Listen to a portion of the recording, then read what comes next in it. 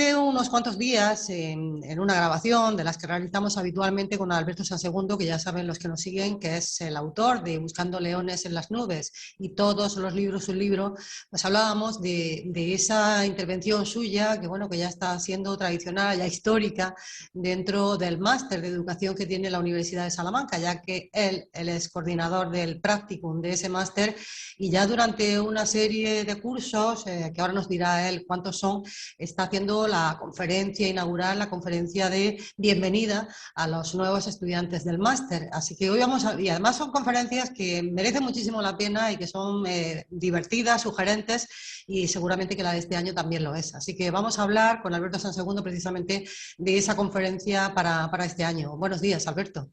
¿Qué tal? Hola, buenos días.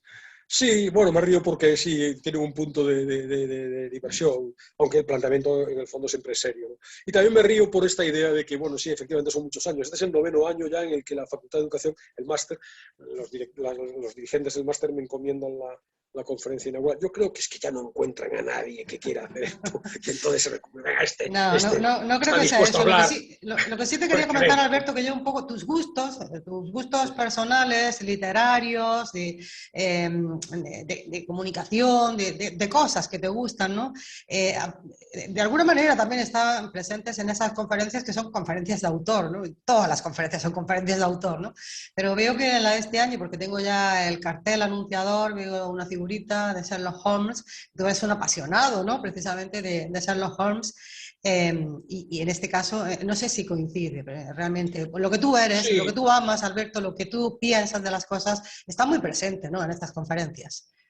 sí, tiene razón, todas las conferencias, cualquier cosa, una clase, todo lo que hacemos, lo que escribimos, son de autor, claro, porque estás detrás, claramente, ¿no? Quizá yo un poco más, porque no estoy muy presente, yo no puedo establecer fronteras entre Alberto profesor y Alberto persona, o entre Alberto que tiene un programa de radio y Alberto persona, estoy yo en todos los ámbitos. Yo creo que todo el mundo, pero bueno, quizá en mi caso pueda ser un poco más acusado, ¿no? Sí, la presencia no es explícita de Sherlock Holmes, hay una idea de intriga tenue, intriga detectivesca, porque el título de la conferencia, el título principal, es El extraño caso de la señora Victoria Gasteiz, así es como se llama la conferencia, con una clave que no pienso desvelar, no antes de haber pronunciado la conferencia. Y una vez pronunciada, dado que va a estar en internet y se va a poder consultar cuando se quiera, pues entonces a partir de ahí ya tendrán los interesados respuesta a ese enigma, extraño caso de la señora Victoria Gasteiz, ¿no? Sí que hay un subtítulo que es Un crimen por resolver, ¿quién mató a la educación? Y claro, esta idea del crimen, de quién mató, incluso la formulación de el extraño caso de, si encima además, cuando vean los oyentes el cartel, aparece, como dices, la figura de Sherlock Holmes, la conexión con ese mundo detectivesco es inmediata. Pero no hay una mención expresa a Sherlock Holmes. Sí, lo que hay es algo que yo conté, que sí tiene que ver con mi mundo también, que me gusta el cine, como quizá los que nos siguen saben, con un recurso que yo utilizo constantemente, y es aquel recurso de Hitchcock del MacGuffin. El MacGuffin era aquel expediente, digamos, que utilizaba Hitchcock para captar la atención del espectador y llevarlo de la mano. Era una excusa que hacía avanzar la trama, aunque no tenía nada que ver realmente con la cuestión fundamental que nos quería contar, que es una historia que con la excusa de MacGuffin va avanzando, va desarrollándose. Aquí juega ese papel, siempre pongo títulos que son un poco llamativos, que son un poco provocadores, para captar de entrada ya el posible interés del oyente, ¿no? Bueno, Pero bueno, sí, una vez captado el interés del oyente o el interés de la persona que va a ir a acudir a la conferencia, luego cuando se llega a la conferencia, se establece también un paralelismo entre lo que vas a contar, que vas a abordar el tema de la educación. Quiero decir, le vas dando también suspense, podría ser aquello un thriller que también sí. hace que la persona permanezca allí sentada, a ver en qué acaba esto. Depende de cómo se estructure. Por ejemplo, porque puedo recordar una de las primeras conferencias de inauguración se llamaba Sexo, cajeras y gambas de Escocia. Sí. Y en ese caso el sexo lo dejé para el final. Es decir, mantuve hasta el final de la incógnita Un de la recurso. conferencia cuándo iba a aparecer el sexo, porque era evidente que la gente que iba a esa conferencia iba fundamentalmente por el sexo, no por otra razón, ¿no? En ese caso dejé hasta el final. En el caso de la conferencia del lunes día 4, voy a desvelar el enigma relativamente pronto. No va a ser, voy a hacer otra referencia cinéfila. O sea que No nos sé vas si a decir quién mató a la educación. el quién mató lo voy a dejar para más tarde, pero el crimen lo va a quedar relativamente claro muy pronto, ¿no? No sé si tú recuerdas, yo creo que tú también eres buena cinéfila, ¿no? Aquella película de Billy Wilder, que es El crepúsculo de los dioses, Sí. que empieza con William Holden en una piscina, el cadáver de William Holden en una piscina. ¿Te acuerdas? Gloria Swanson, aquella actriz de Hollywood que recuerda tiempos pasados, que bajaba en plan diva por las escaleras de su mansión, pero quien cuenta la historia es el cadáver. El cadáver, es decir, todo lo vamos a contar retrospectivamente. Sabemos el cadáver, ya sabemos que está muerto, el actor principal, William Holden, lo sabemos en la primera secuencia de la... Bueno, pues aquí no va a ser en la primera, pero a los 4 o 5 minutos de empezar sí vamos a desvelar en qué consiste el extraño caso de la señora Victoria Gasteiz, ¿no? La excusa, evidentemente, para hablar de otra cosa, y para hablar de... El crimen es el de la educación. Con lo La cual tesis... introduces el crimen ya relativamente pronto y luego hay una especie de flashback. Vas a ir comentando todos esos Introduzco factores el o crimen, agentes que han hecho que al final nos encontremos con esa educación muerta ya ahí en la sala de cadáveres. así es. Introduzco el crimen e indago los sospechosos. Indago sobre quiénes pueden ser los sospechosos. No voy a decir mucho más, pero bueno, esa es la idea, ¿no? En una tónica general que conecta tanto con lo que presentamos aquí en Todos los libros un libro hace unos días, cuando presentábamos el libro de Xavier Massot, El fin de la educación, como la emisión que aparecerá el miércoles día 6, 2 días después de la conferencia, de la inauguración del curso, pues conecta con ese mundo de una situación de crisis en la educación. Y bueno, voy a intentar presentar a los futuros profesores. No te olvides que estamos en la inauguración del máster de formación del profesorado, van a estar ahí, es virtual, es decir, semipresencial, va a haber unos cuantos alumnos y profesores en el salón de actos de la Facultad de Educación, pero también va a ser virtual y luego se va a colgar en YouTube para que la gente lo pueda ver cuando quiera, si es que hay alguien que tiene interés. Unos alumnos que van a ser profesores de manera inmediata y que a mí me parece importante hacerles reflexionar acerca del estado de cosas en el que se mueven esto, siempre lógicamente desde mi perspectiva, siempre lógicamente por lo tanto discutible, el estado de cosas en el que se desenvuelve la educación en este momento y, bueno, de despertar el interés y sobre todo la reflexión. Van a tener un año por delante en donde van a cursar un máster, en donde si hay que resumir el fondo fundamental de este máster, yo lo resumiría en el término reflexionar. Los alumnos tienen que reflexionar. Todas las profesiones son metaprofesiones, a mi juicio, porque son todas, incluyen una reflexión acerca de la propia profesión, de la propia práctica de tu profesión, pero la profesión docente es fundamentalmente metaprofesión. Es decir, ser profesor es fundamentalmente preguntarse qué significa ser profesor. Porque hay infinidad de decisiones triviales. ¿Les dejo el móvil en clase o no les dejo el móvil en clase? Que exigen una reflexión acerca de la función del profesor, la función de la escuela. Y yo, en esta introducción, en esta pequeña introducción de la conferencia inaugural, pretendo abrir vías para que reflexionen a lo largo del curso y el resto de sus vidas, si van a ser profesores, que reflexionen acerca de, vamos a decirlo de una manera un poco pomposa, el acto educativo. Oye, Alberto, tú cada año te encuentras pues, con nuevas promociones, ¿no? que llegan hasta este máster. ¿Cuál suele ser la reacción habitual? Yo no sé cuándo, porque cuando uno está también hablando a un público, y esto lo sabes tú, que te diriges a grupos de estudiantes prácticamente a diario, yo creo que también se capta si hay atención, si no hay atención, si ese mensaje está llegando, no sé si incluso al final hay alguna posibilidad de hacer preguntas o de establecer algún tipo de diálogo. Cuéntame un poco cómo es también ese proceso de comunicación con estos chicos y chicas que están recién llegados y que seguramente muchos de ellos vienen muy ilusionados, ¿no?, a hacer el máster porque quieren dedicarse precisamente a la enseñanza. Quiero hacer una primera acotación a partir de lo que planteas. No hay debate posterior porque el acto es un acto académico, diríamos, relativamente solemne. Quiero apuntar también que en el caso de este año es el vicerrector de posgrado el que va a inaugurar el máster. También habrá una intervención previa. No va a poder estar el decano de la Facultad de Educación, pero sí estará una vicedecana y luego también está la directora del máster, que son quienes introducen formalmente la sesión. A partir de ahí está mi conferencia y por tanto la cosa se dilata y no es la finalidad de ese acto el suscitar un debate posterior.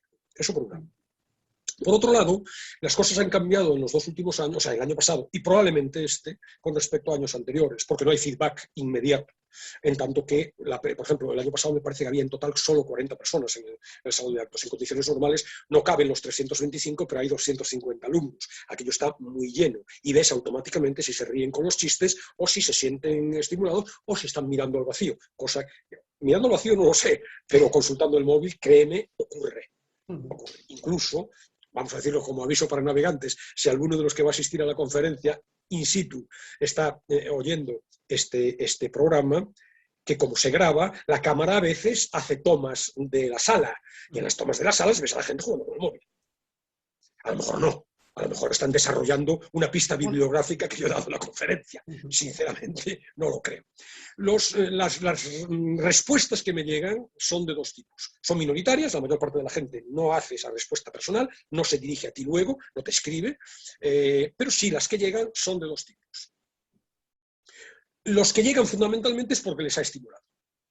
Y por tanto los que te escriben, incluso despierta esa conferencia a veces, con toda la modestia del mundo, el interés por hacer un TFM determinado, en un determinado sentido. Y luego te llega la del aburrimiento. Es decir, es muy complicado. Yo soy muy pesado, como digo reiteradamente, nunca tengo las cosas dichas. Y claro, una conferencia inaugural, y además tengo esta postura militante que ya he defendido en muchas otras ocasiones, en contra de la brevedad. Y voluntariamente hablo 1 hora. Y claro, en este mundo en el que más allá de 7 minutos todo el mundo se cansa, pues lógicamente desconecta.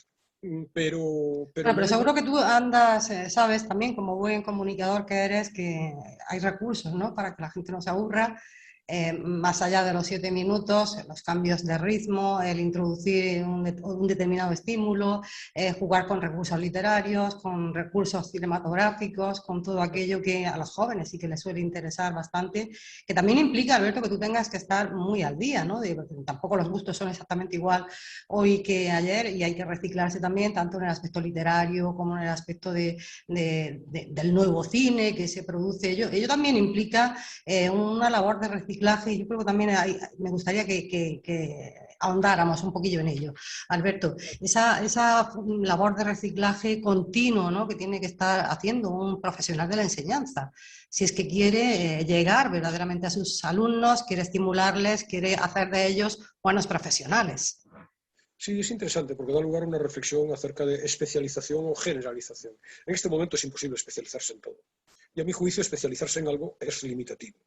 A mi juicio personal, lo que encaja con mi carácter, con mi forma de ser. Entonces, bueno, podríamos decir, si me pongo medianamente pomposo, que yo tengo una vasta cultura superficial.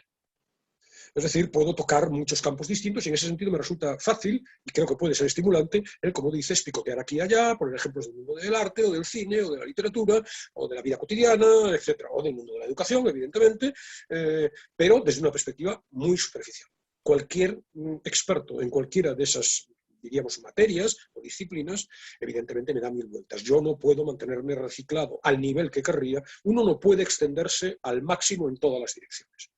Yo en ese sentido, en ese dilema, ¿qué hago? ¿Me extiendo en menos de direcciones pero con más profundidad o me extiendo con más limitaciones en cada una de ellas? Yo he elegido, quizá por mi forma de ser, bueno, quizá por esto también pedante, esa expresión clásica de nada humano me es ajeno, porque me interesan infinidad de cosas y por tanto quiero entrar en cada una de ellas. Me resulta imposible reciclar, entonces, y mucho más difícil acercarme a los mundos de unos jóvenes que tienen 3 o 4 años menos que yo. Entonces, 3 o 4 años. no es posible, ¿no? Entonces, efectivamente, la otra cuestión que planteas no es hablar a palo seco, utilizar recursos y utilizar referencias y hay un chiste por medio y gradúas tu voz y gradúas las pausas y lo tienes pensado, lógicamente, este tipo de cosas hay que pensarlas, ¿no? Y hay que trabajarlas, ¿no? De cierto modo, salvando las distancias, estamos ante un club de la comedia, ¿no? El monologuista del club de la comedia no improvisa, lo tiene todo, las pausas, los golpes de efecto, etc. De hecho, uno ve a un monologuista, al mismo monologuista, en 2 teatros diferentes, en 2 ciudades diferentes, con 2 años de diferencia, y el monólogo es el mismo y el chiste cae en el mismo momento, la pausa es lo mismo y la cara de perplejidad ante una determinada reacción insólita es la misma, ¿no?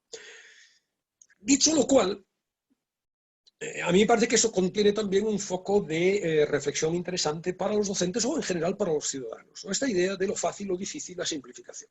Yo me pregunto, y a veces les traslado esta pregunta a mis alumnos, la conferencia va con una presentación de diapositivas, bueno, que a veces complementan lo que yo digo y a veces bueno, llaman la atención, etc. Yo les pregunto a mis alumnos muchas veces, y por supuesto me lo pregunto a mí constantemente, ¿por qué? Y lo voy a decir de manera muy burda, ¿no? Muy prosaica. ¿Por qué demonio, cuando hablo del profesor como constructor de puentes, tengo que poner una imagen del puente? Eso es una depreciación. Ya nadie resiste la palabra hablada. Tienes que ilustrarla, tienes que poner imágenes, porque si no los pierdes. Entonces, yo pongo, evidentemente, utilizo estos recursos porque si no, no hay quien aguante, ni 5 minutos siquiera, no aguantan. Fíjate, claro, llevándolo a nuestro terreno, el tuyo y el mío también, que es la radio, hablas de esa depreciación de, pues eso, del mensaje hablado, del puente, por ejemplo, cuando cuando tienes que poner una figura del puente para que se entienda aquello, ¿no? Pero eso, en la radio también pasa cuando se alude a algo en concreto, imaginemos la libertad y pones una canción que habla de la libertad, eso está no prohibido, pero es incongruente, no se debe hacer en radio, va un poco en el mismo sentido, ¿no? De la valoración de la palabra. claro. Cabe una ilustración somera que complemente, pero yo sigo creyendo, es evidente, quien me conozca a través de los programas, pues sabe que no puedo postular otra cosa. Yo sigo defendiendo el extraordinario valor pedagógico de la palabra. Yo creo que no hay nada más poderoso desde el punto de vista de la educación como alguien que sabe mucho y lo sabe contar bien, ¿no? Con pasión y con ilusión, ¿no? Y con entusiasmo, ¿no? Pero bueno, sí, efectivamente, hoy es imposible, entonces tienes que condescender. Tienes que condescender y, por lo tanto, ilustras, y entonces cada vez que dices eso, una idea, el profesor es un pontífice que construye puentes entre el mundo de fuera y el mundo de dentro. Pues tiene que aparecer una imagen de puente. Es más, a propósito de este debate entre lo fácil y lo complejo, entre el mundo de dentro y el mundo de fuera, yo ya no digo, ni siquiera en la universidad, por supuesto en secundaria, ni loco, el profesor es un pontífice. El profesor es alguien que hace puentes. Tú hace 15 días comentabas, cuando yo dije que esta era mi 42ª temporada como curso, como profesor, que habría mucha gente que ya no entiende 42º. Y yo ya no digo 42º, digo 42. Aunque sea incorrecto, estamos subordinados, 42º. Yo ya no digo pontífice. Porque en cuanto digo pontífice, el tono general, evidentemente estoy simplificando, ¿no? Pero el tono general de la audiencia te ve con la mitra y el báculo. No asocia, no es capaz de deducir que pontífice es alguien que construye puentes. Y entonces, claro, es muy interesante también la reflexión, porque en el momento en el que ya no dices pontífice, sino constructor de puentes, está pasando algo sustancial desde el punto de vista de la educación. Primero hay una simplicidad léxica. El oyente ha perdido el concepto de pontífice. Esa palabra, ese vocablo ha desaparecido. Si todo el mundo funciona de la misma manera, y créeme, los profesores funcionamos de la misma manera, simplificamos, establecemos puentes, y uno de los puentes es eliminar pontífice. Y por tanto se pierde el léxico. La Fundeu, que es la Fundación del Español Urgente, preocupada por el seguimiento y por el uso de nuestro idioma, habla de que, creo, de las 70.000 palabras que creo, no sé si son 70.000, me parece que sí, que tiene nuestro diccionario de la Real Academia, los jóvenes en la actualidad manejan unas 500 y pico. Claro, pontífice ya la han perdido. Pero es que hay otro problema peor todavía en el hecho de renunciar a pontífice, que es que estamos haciéndoles perder capacidad de inferir. Cuando tú dices pontífice, su cerebro cruje, en el buen sentido. ¿Qué será pontífice? Hay que hacer una pequeña operación mental. Hay que hacer, por entendernos, una gimnasia mental. Eso se pierde. Y el músculo del cerebro, vamos a hablar así, se debilita si no se utiliza. Por lo tanto, no solamente es que haya perdido pontífice, y que perdiendo pontífice, perdiendo léxico, pierdo capacidad de comprensión del mundo. Mi mundo es más estrecho, mi mundo es más reducido. Pero es que además pierdo gimnasia mental. Y eso empieza a ser irrecuperable. Y claro, esto conecta con todas estas cosas que hablamos en Todos los libros un libro cuando presentamos obras relacionadas con la educación, en la bajada del nivel educativo, la aculturización general de la sociedad, exagerando un poco, ¿no? Entonces, bueno, claro que utilizo recursos de ese estilo, pero no te creas que siempre a mi gusto. Claro que construyo mis charlas, mis clases, con aparato retórico, con recursos variados, con cine, con imágenes, con cuadros, con canciones, etcétera, pero con vídeos. Pero claro, lo ideal sería, creo yo, es que no me imagino, y por supuesto es presuntuoso hablar de Kant y establecer algún tipo de paralelismo conmigo, ¿no? Pero no me imagino a Kant contando su crítica de la razón pura con vídeos. No ya porque fuera anacrónico y no los hubiera, pero ¿qué necesidad tienes de eso? Esfuérzate, muévete, muévete. Hay a universitarios, y la universidad, a mi juicio, me lo puedo permitir, porque yo solo colaboro con la universidad, no formo parte de la plantilla de la universidad. Yo no soy profesor universitario. Me lo permitiría, creo, exactamente igual si formara parte de la plantilla universitaria. Yo creo que la universidad condesciende demasiado. Es decir, yo hablo del puente precisamente como un tránsito. Hace 50 años, el puente entre el mundo de fuera, el mundo salvaje de la falta de educación, y el mundo de dentro de la escuela, que es el del conocimiento y el del saber, los alumnos lo transitaban por su cuenta. Porque había un padre detrás con un látigo, habría la autoridad, había la posibilidad de prosperar socialmente, y por lo tanto la gente decía, oye, me conviene irme al mundo de la escuela porque de ahí voy a salir reforzado, y además si no, el padre, el maestro, el cura, el notario, me lo imponen. Ahora no es así. ¿Y entonces qué hacemos los profesores desde hace 50 años? Transitamos por el puente para coger al alumno de la mano y traerlo. Y efectivamente ese puente es, les voy a poner un vídeo, voy a hacer un show en clase, voy a utilizar recursos diferentes, etc. ¿Cuál es el problema? Que ese transitar no es inocuo. Produce efectos secundarios. Y un efecto secundario es que no saben lo que es pontífice, con todas las connotaciones que acabamos de apuntar, ¿no? Entonces es muy delicado, porque es muy complicado, no puedes mantenerte impertérrito. Aquí es el territorio del saber, ven, y te voy a hablar en latín. No funciona, y mucho menos en secundaria, ¿no? Pero bueno, ese dilema es interesante porque hace que el profesor reflexione, lógicamente, sobre cuáles son las estrategias más adecuadas. Pero bueno, sí, en definitiva, contestando a tu pregunta, no es árido, no estoy yo hablando todo el tiempo, sino que se utilizan recursos variados. Bueno, y en todo caso lo que sigue es una reflexión siempre sobre la educación, Alberto. Estas entrevistas yo creo que las hacemos prácticamente cada año y siempre es una reflexión sobre la educación, como no podía ser de otra manera. Sí, bueno, soy yo el que tiene el programa y a mí me gusta mucho el tema de la educación y, lógicamente, yo no puedo leer 70.000 libros, esos son los que se publican todos los años, y por tanto gloso aquellos libros que he leído, y a mí, como el mundo de la educación me interesa, y como creo además que no solamente me interesan tanto profesional, sino que yo creo que cualquier ciudadano, como alumno, como ciudadano de a pie, simplemente que tiene hijos que van a estar estudiando, yo creo que al 90% de la población le interesa, y si no le interesa debería interesarle los problemas que hoy suscita bueno, el modo de organizar el sistema educativo, claro, en todos los niveles. Que está cadáver, Alberto, el sistema educativo, está cadáver. Sí, bueno, es una conferencia y por lo tanto caricaturizo, por lo tanto simplifico un poco para encajarlo en el crimen, pero sí, la lógica del asunto es ese, ¿no? Claro, la lógica del asunto es que si no está cadáver está dando las últimas boqueadas. Por lo menos un modelo de educación, un modelo de sistema educativo, que es el que ha sido siempre y que a mi juicio sigue teniendo vigencia, que es la escuela la institución escolar como transmisión de conocimiento. La idea, que ya hemos glosado en todos los libros un libro varias veces, de que, bueno, una idea que suena fea en este mundo, que es la idea de la jerarquía y la idea vertical, de que hay gente que sabe. Y yo me muero de ganas porque la gente que sabe me lo cuente y me enseñe. La idea de el magíster, el que sabe más. Y eso hoy... Bueno, también los medios de comunicación también tenemos mucha parte de culpa en esto. No Radio Universidad, que aquí sí que hablan personas que saben, ¿no? Pero en la mente de todos los que tenemos en una determinada edad, Alberto, hay programas míticos de la televisión pública, por ejemplo, o de la radio, donde hablaba realmente la gente que sabía. Y cuánto aprendimos. Y ahora ya no tenemos de eso.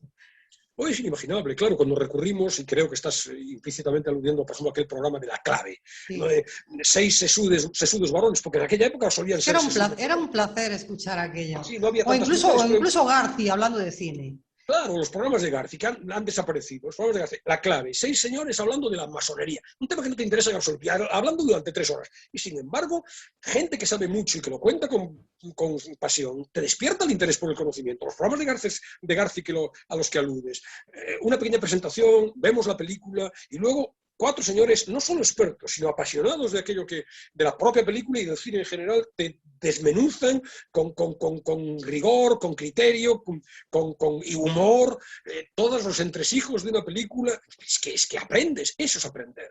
¿Cómo dimitimos de la voluntad de aprender? Y nos limitamos a una burocracia de ocupar nuestras horas con nuestras clases soltando, escupiendo información. No, yo creo que la universidad no debe dimitir de esa función fundamental, ¿no? Entonces, bueno, sí, me parece, a mí me parece fundamental para todo el mundo, ¿no? La enseñanza, ¿no? Pero bueno. Alberto, vamos a ir concluyendo, pero sí una pregunta Sí. que, bueno, lo quieres mantener todo en secreto hasta que no pronuncies esa conferencia, pero sí, ¿por qué Vitoria-Gasteiz? Esa es una clave, no la puedo contar. Esa es una No clave. la puedo contar porque es la clave, es la piedra angular sobre la que se construye toda la historia y esa sí que no quiero contarla porque, bueno, destriparía la gracia. No puedo contar si el asesino es el mayordomo, siquiera, aunque se pueda intuir. No. Sí que puedo contar que es una experiencia personal que yo he vivido, una experiencia académica personal, en torno a la cual, como casi siempre las conferencias surgen de un desencadenante que te asalta y dices, oye, aquí hay un modo metafórico de contar lo que yo quiero transmitir a los futuros profesores. Y entonces habrá que esperar bueno, sobre las 5 de la tarde del lunes día 4, porque a las 4:30 es a las 4:30 es la presentación, con las palabras iniciales de las 3 autoridades que he comentado. Quizá la conferencia empiece sobre las 5 menos cuarto o 5, 10-15 minutos después sabremos qué pinta la señora Vitoria-Gasteiz en todo esto, ¿no? En cualquier caso, digo, insisto, no sé si tú en la radio vas a poner el enlace, pero quien entre en la página de la Facultad de Educación va a ver el enlace, con un código QR incluso para poder acceder y verlo. Se va a colgar en YouTube y va a estar disponible durante, supongo que meses, para que quien quiera acceder pueda verla con detenimiento. Bueno, y aquí además también la tendremos en la radio. ¿Cómo no vamos a tener esa conferencia? Así que ya es que además de todas estas tecnologías nos permiten ya todo eso, ¿no? Poder escuchar en diferido, poder consultar al cabo de mucho tiempo. Así que claro que sí, que estaremos muy pendientes, Alberto, porque seguramente será una conferencia deliciosa como son los programas de radio que haces aquí en la emisora universitaria. Pues nada, que muchísimas gracias por haber querido contarnos solamente parte, que sepas que me guardo, que lo guardo muy dentro, todo lo que no has querido decir para la radio, después de estar contigo Bueno, ya saldrá. más de A 10 posteriori, años o 15 años y no nos dices eso siquiera. si quieres, lo contamos. Ahora, Bueno.